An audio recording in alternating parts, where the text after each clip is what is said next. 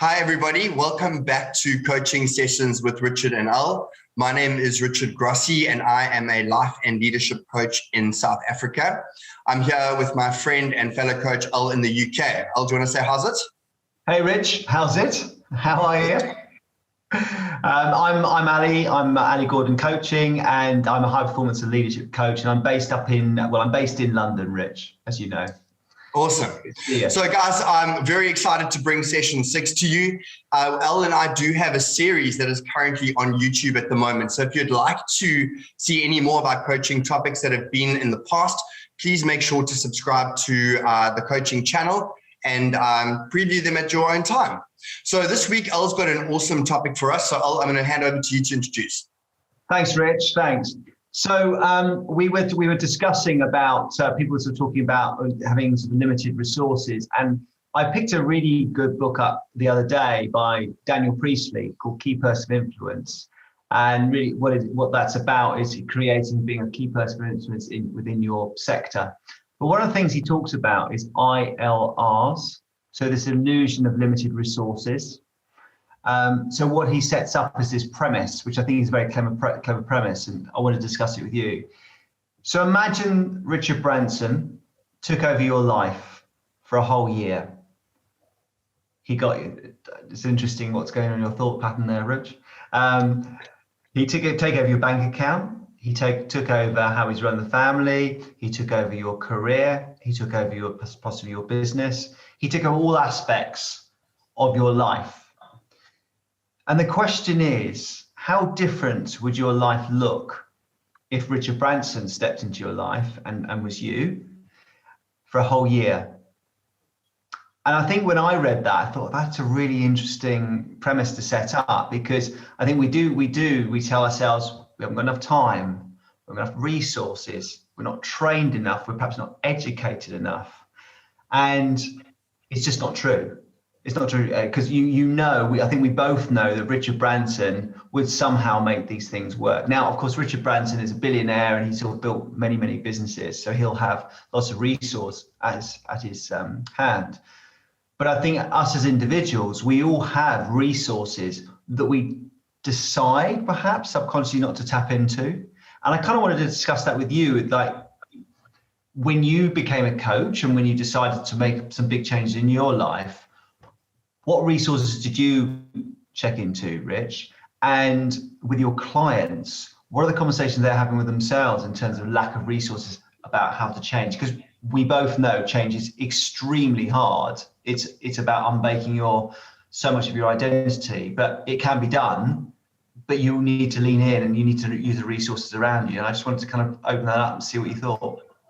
Yeah, I mean, it's a fascinating topic, and I relate to it so much because, as you know, I'm a business and brand strategist. So What I did for 20 years was worked in corporates and in advertising agencies. I got a master's in leadership and strategy. So I was often pulled in to write these incredible visionary strategies for a lot of clients.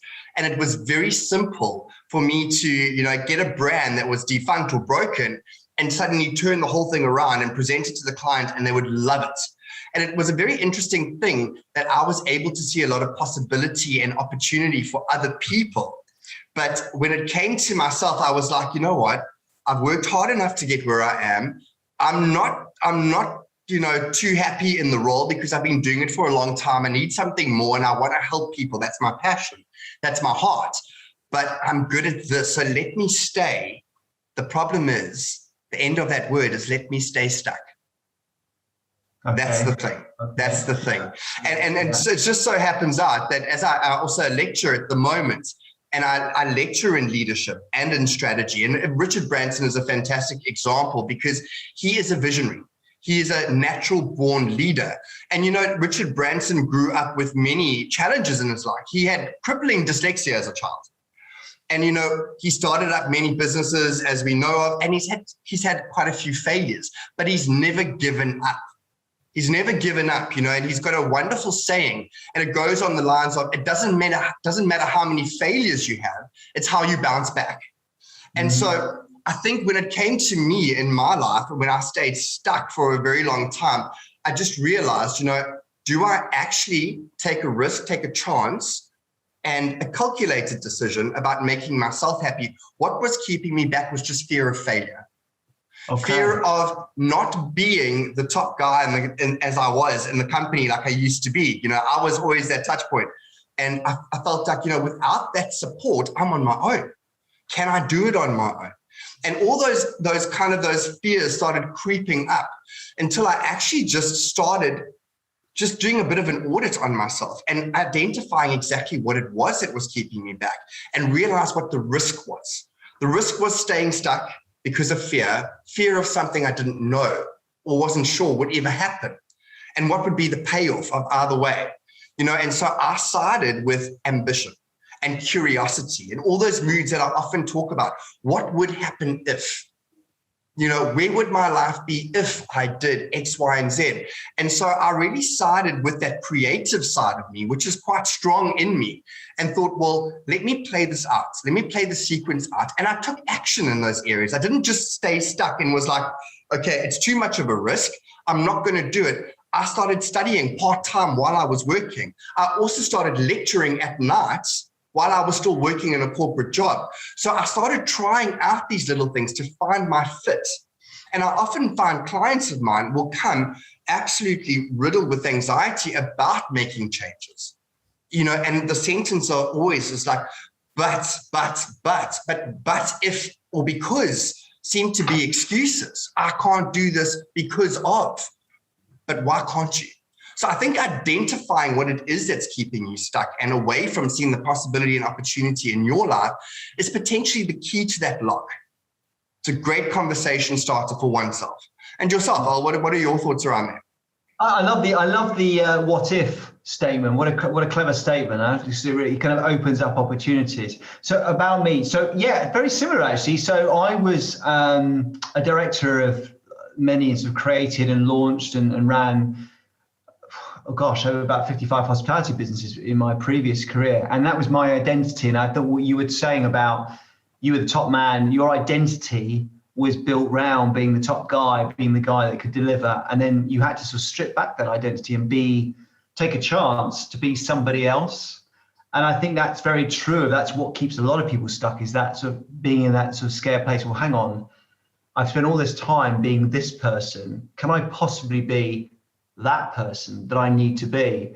And yeah, so my own personal journey was, yes, I had to sort of strip that back. And I remember writing my first article for LinkedIn as a coach, and there was a little bit of cold vodka by my desk, which I sort of downed and then pressed the send button. And it was the most, and I thought, oh God, I'm gonna be judged. People are going to just think I'm a bit of a dick. And all these sort of things were going through my head. And actually, it turned out really well. I had loads of great response, and I realized I really enjoyed it. But it was that was kind of almost sort of telling the world I was going to do something different. And I think that you're right, we keep ourselves very, very stuck. And it's very easy to stay in our head. And I think so my thoughts were, if you don't know your values, if you don't really have a plan, you're just going to be forever stuck in this sort of cycle of not moving forward. If you don't have real sort of goals and actions in place, if you don't have someone that keeps you accountable, I think something very healthy is something that I personally did, and I really sort of prompt anybody that wants to launch themselves in something new, is tell a few trusted people, because they will keep you accountable, won't they? They will be the rocket up your bottom to say, right, you said you're going to do this. Are you going to do it? So it kind of keeps you slightly sort of uncomfortable. And I think what you wrote was what you said actually about failure and having resilience. I think if you can reframe failure as a learning, because we've all had failures. I mean, there's nobody in this world who has made something of themselves that hasn't had some kind of failure, and probably multiple failures. And you're right, Richard Branson, read quite a bit. He had multiple failures before he had all the success. But you're right, he showed resilience. He just got up, he learned from those failures and moved forward. And I think if you're prepared to, if you just want to keep yourself safe, then you're never going to move forward.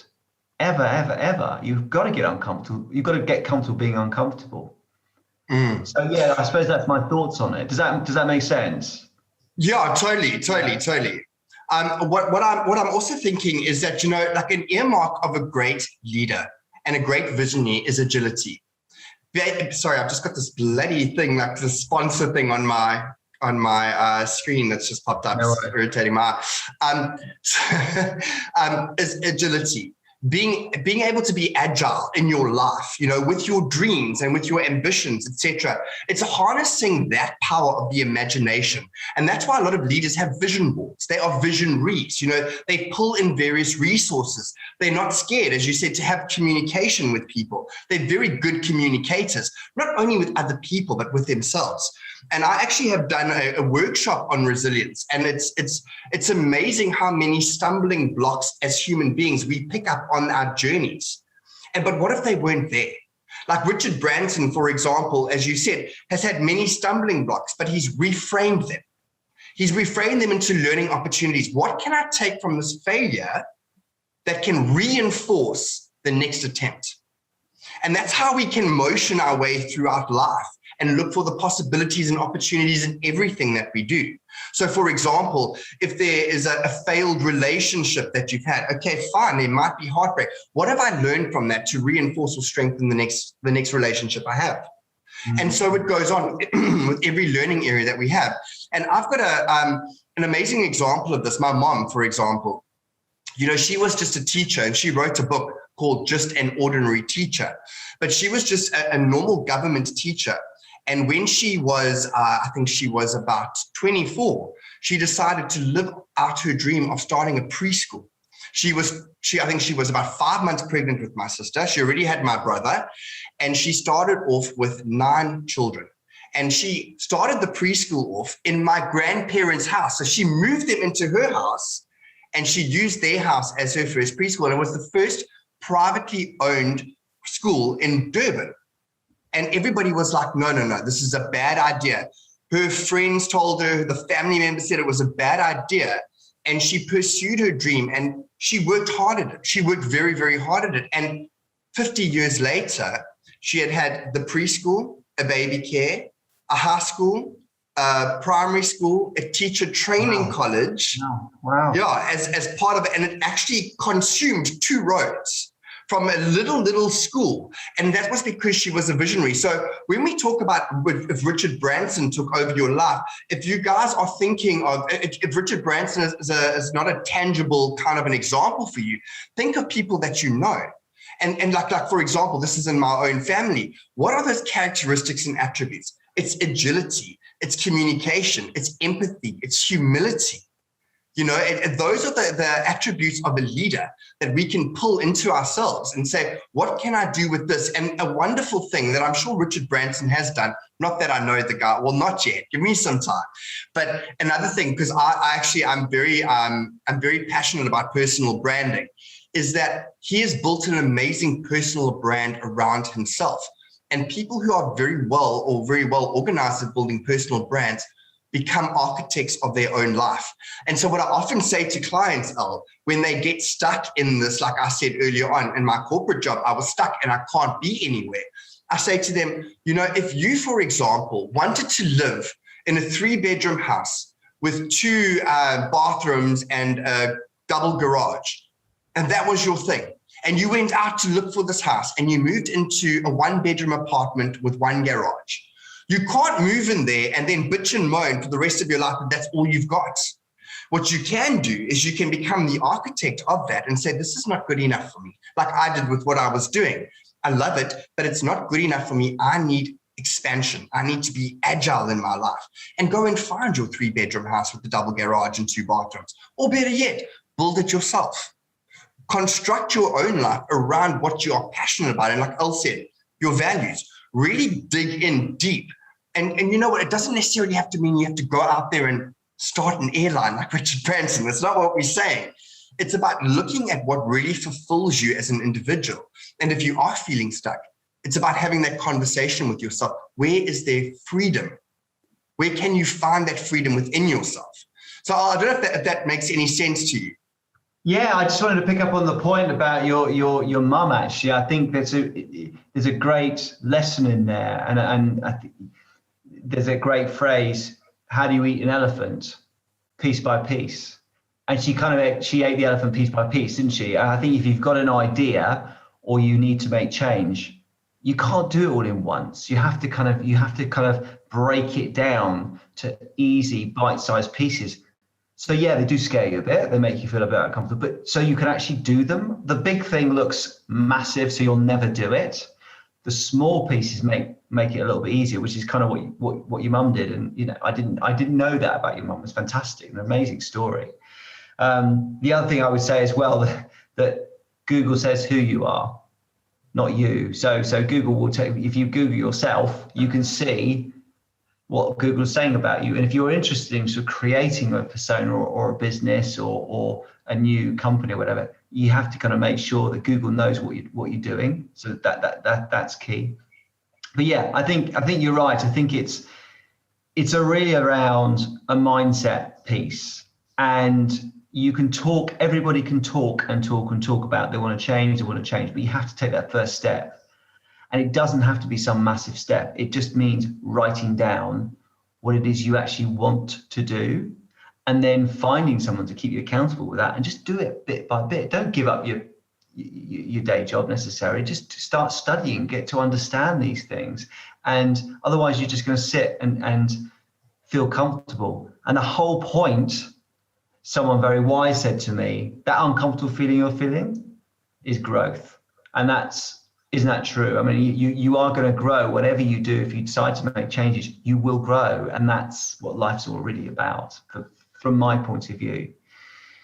Yeah, I think that was a really, I was just checking my notes of what you said, actually. And I think the other thing as well was just, I don't know what part of the conversation I picked it up on, but taking ownership for your own stuff. Stop expecting other people to do these things for you.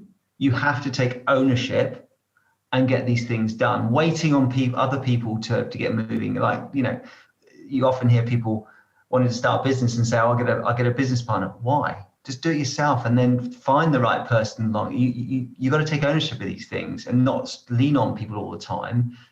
You have to make those first steps yourself.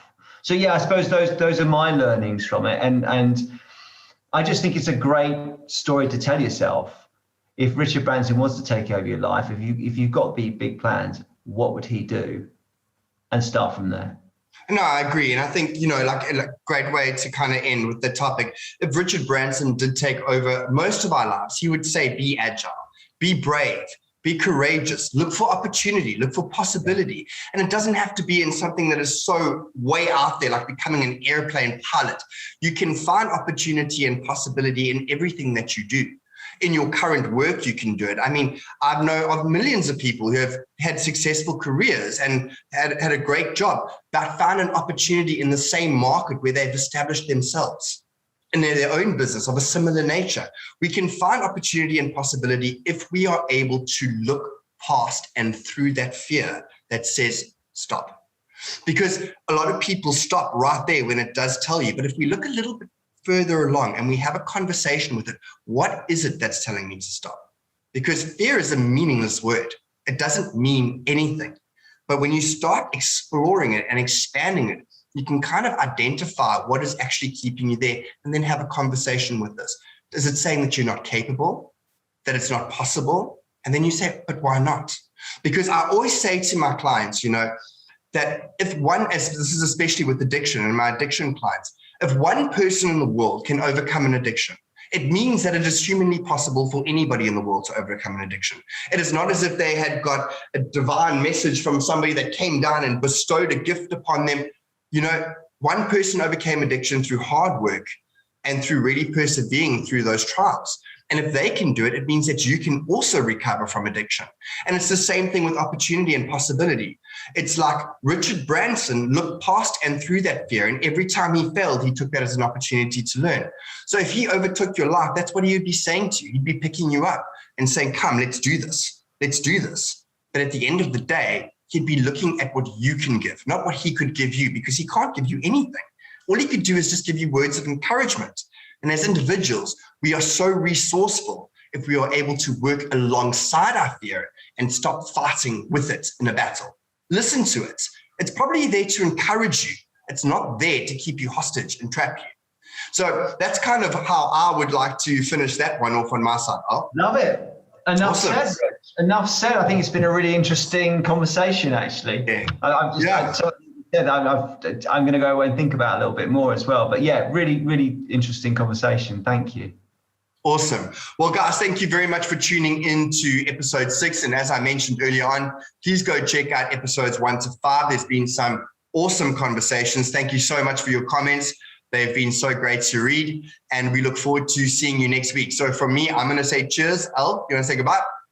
Cheers. Yeah, cheers, Rich. Have a great have a great weekend, and everyone else out there. And see you soon.